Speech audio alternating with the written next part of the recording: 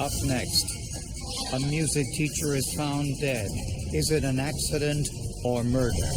There were forensic teams going in and out of the house for days on end. Luminol provides some answers.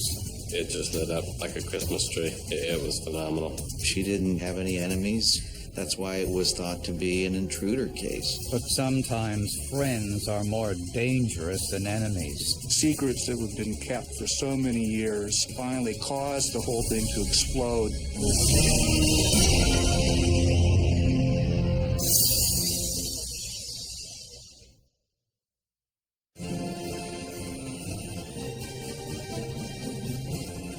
Music played an integral part in the lives of Ken Fitzhugh and his wife, Christine. They met as young people, and I think they shared a love of music. That's kind of what got their relationship going, and they married a couple of years after that. Ken and Christine lived in Palo Alto, California, where they raised 2 sons. Christine was a music teacher in the local public school. Ken was a real estate consultant. Life was going well for the couple until one day in 2000, when Ken got a call from Christine's school. Christine had failed to show up for her 1 o'clock music class. And this was very unusual. She was very punctual. She was very much a perfectionist.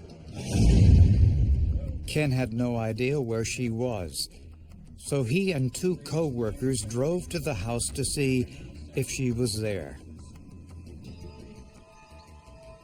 When they arrived, they found Christine's car in the driveway.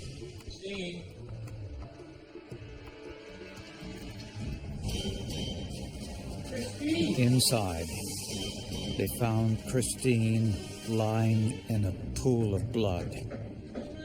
One of Ken's co-workers called 911.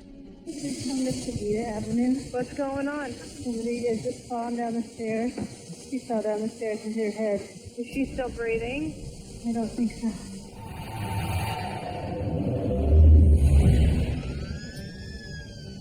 When paramedics arrived, there was little they could do.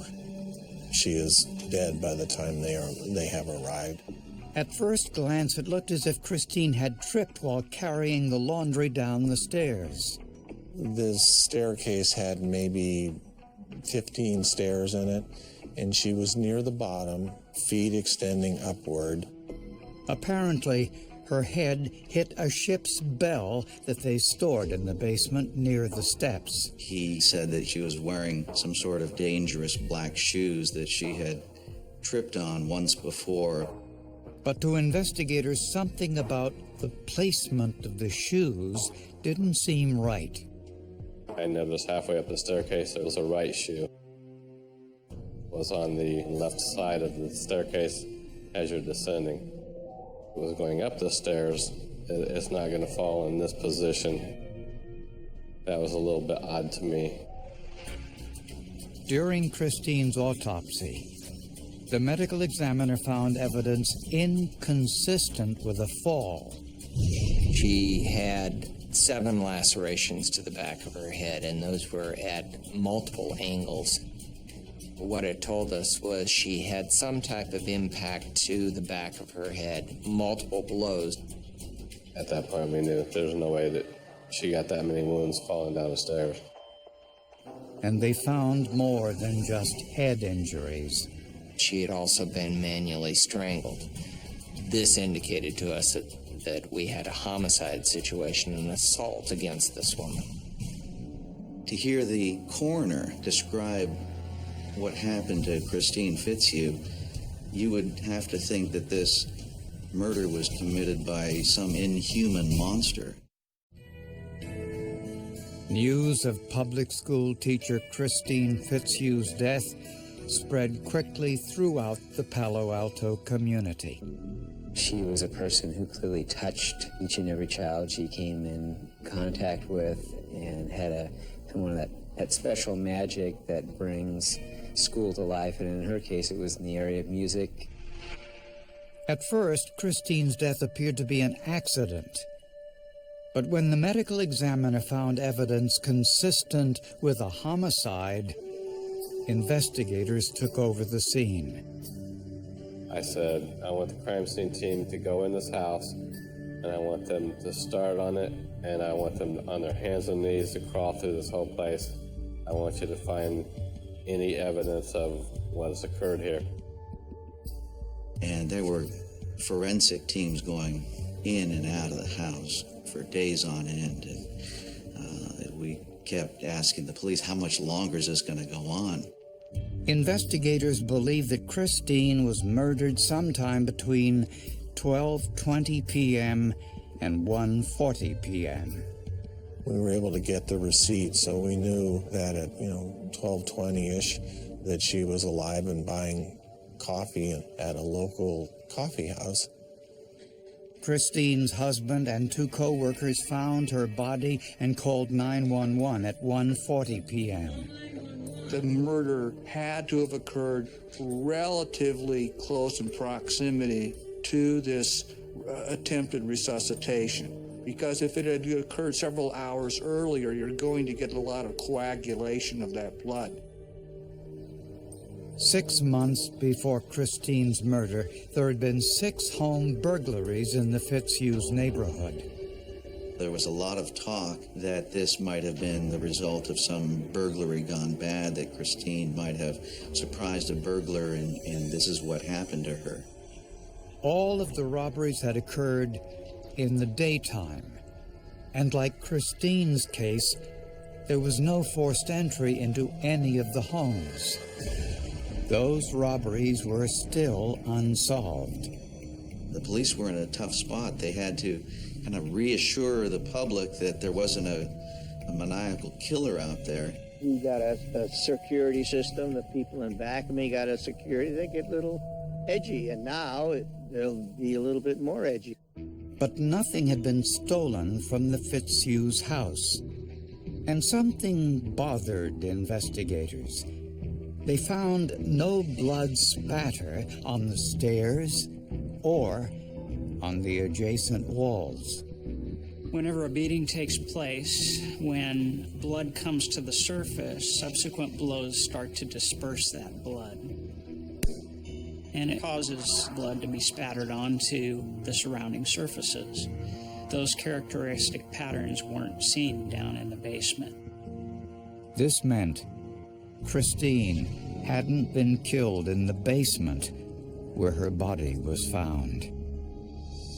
Upstairs in the kitchen, investigators found small drops of blood on the leg and seat of a kitchen chair, indicating Christine might have been attacked while eating her lunch. We were comfortable with some blunt force injury with an edged surface like the edge of a 2x4, and the obvious object that was right in the center of that crime scene was the table itself.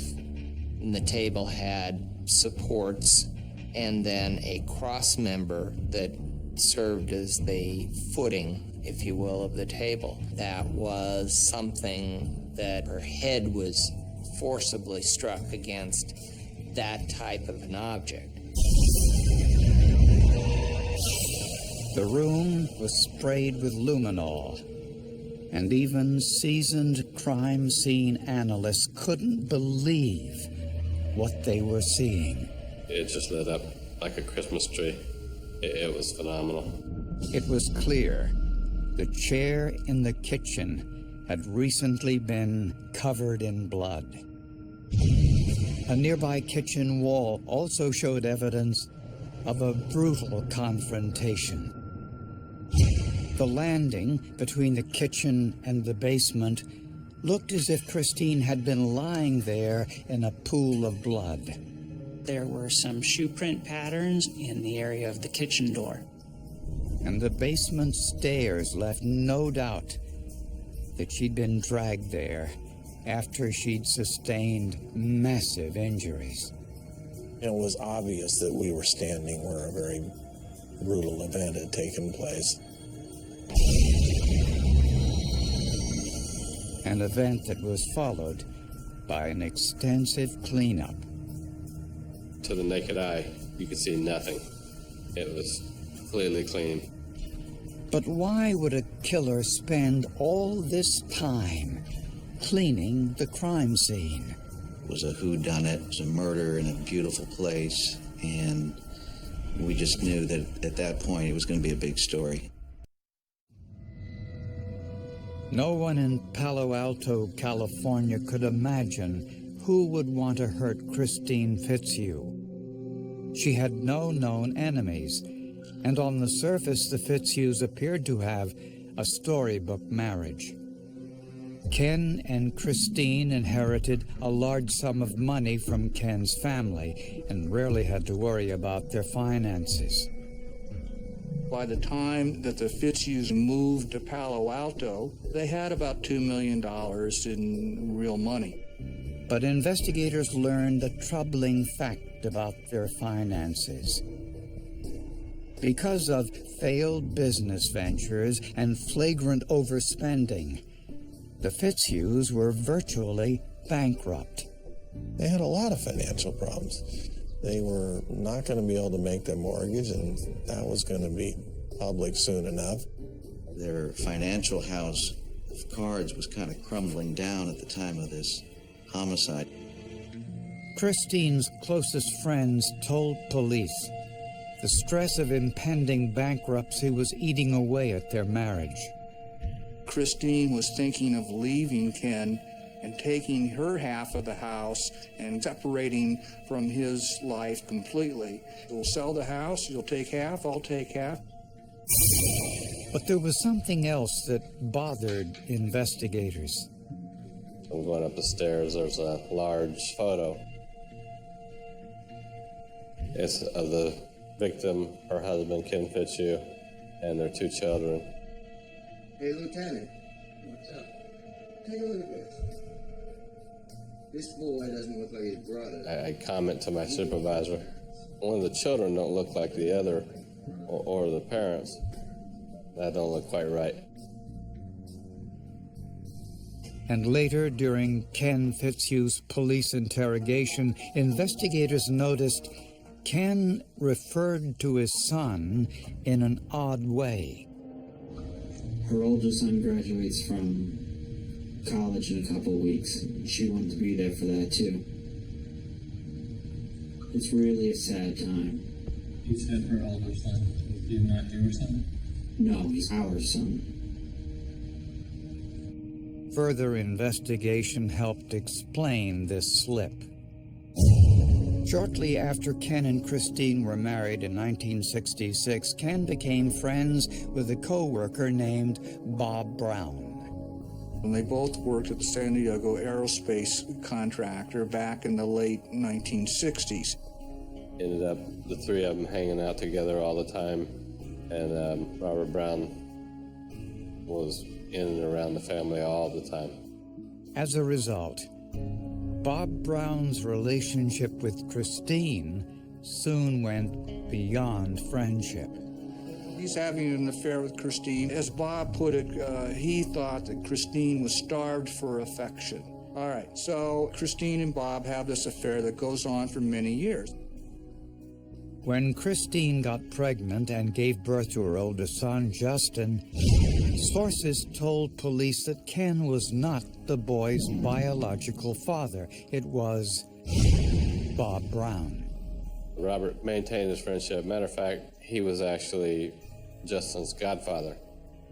To confirm Justin's paternity, investigators tracked down Robert Brown. We end up finding Robert Brown, and he says, yes, I am the father of her oldest son. We get DNA testing done and confirm that he is the father of the oldest boy. But as Justin got older and was about to go out on his own, Christine decided it was time to tell him the truth. Justin was about to graduate, and Christine wanted to invite his biological father to the graduation.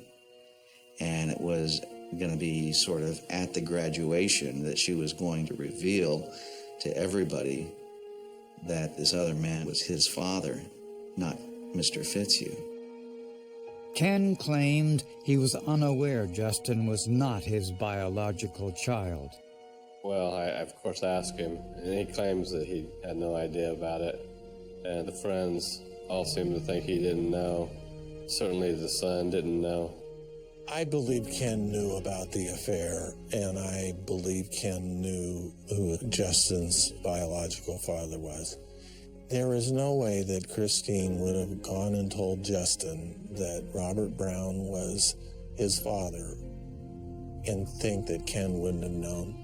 She certainly would have told him that I'm going to tell him. In the meantime, police didn't tell Ken Fitzhugh that the autopsy findings indicated Christine's death was a homicide. Ken remained under the impression her death would be ruled an accident. During questioning, Ken had difficulty playing the role of bereaved husband. I must have told her 6 times to get rid of the black shoes, and then she bought some red ones just like them.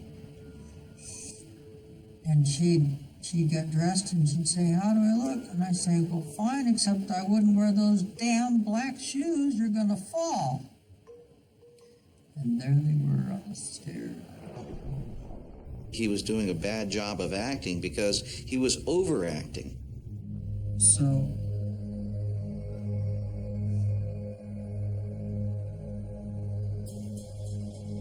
then I saw the black shoes. The goddamn black shoes!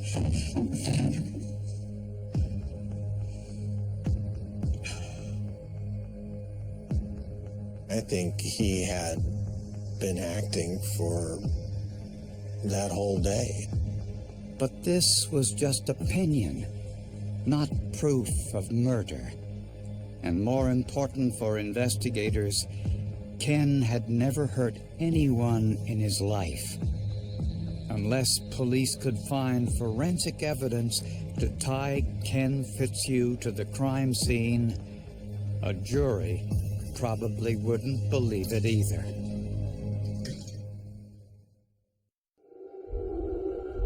Ken Fitzhugh denied any involvement in his wife's murder.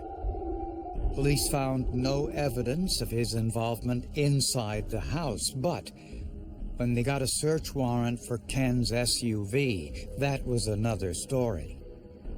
We found bloody shoes and a bloody shirt under the driver's seat of the Suburban.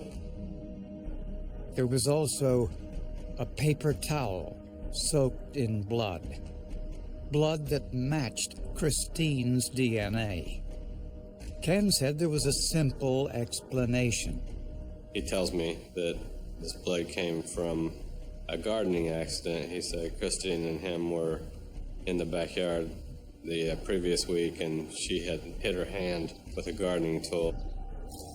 Christine's body was still in the morgue. Investigators asked pathologists to check her hands. There was no wounds on her hands. And even though there was no blood on the soles of Ken's shoes, this luminol pattern made it clear he'd stepped in Christine's blood in the kitchen before it had been cleaned. The shoe print patterns that are shown in the luminol were in fact consistent with sort of the pattern of the bottom of the shoes that were found in Mr. Fitzhugh's vehicle.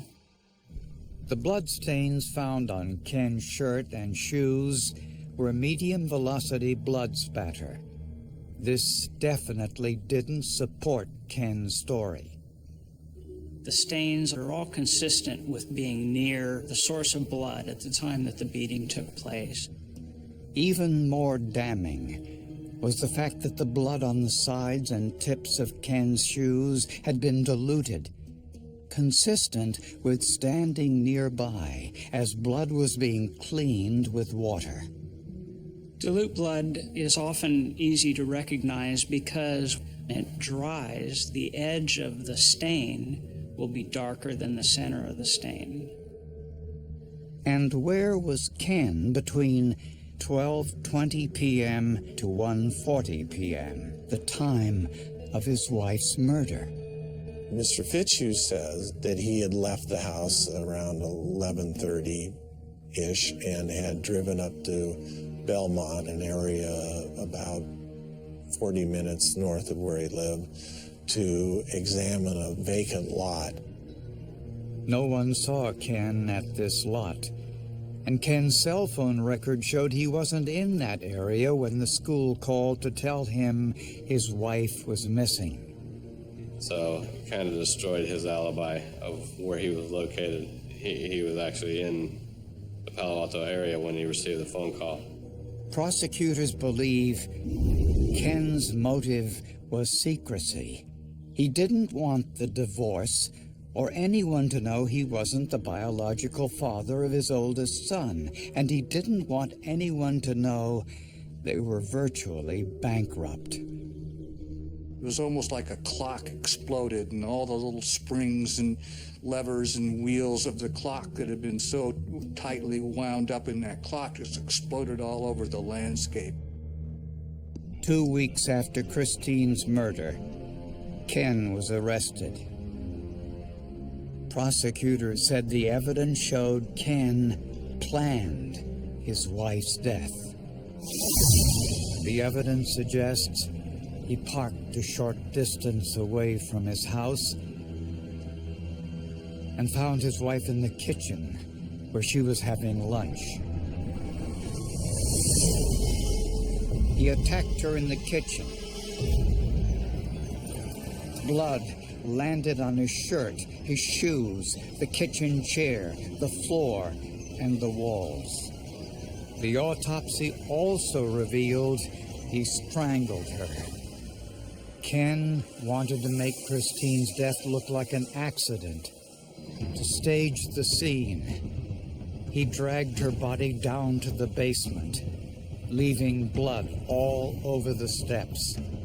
As he attempted to clean the blood, water splashed on his bloody shoes, diluting the stains, which proved he was there during the cleanup.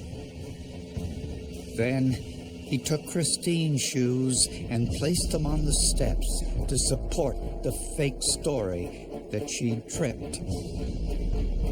Ken put his bloody shirt, shoes, and towel in his SUV. He never imagined police would search his vehicle, since Christine's death would be ruled an accident. He picked up 2 co-workers to support his alibi, but he was much later than he expected, since the cleanup took more time than he anticipated. His cell phone record showed he was still in Palo Alto when Christine's school called to say she missed her afternoon class.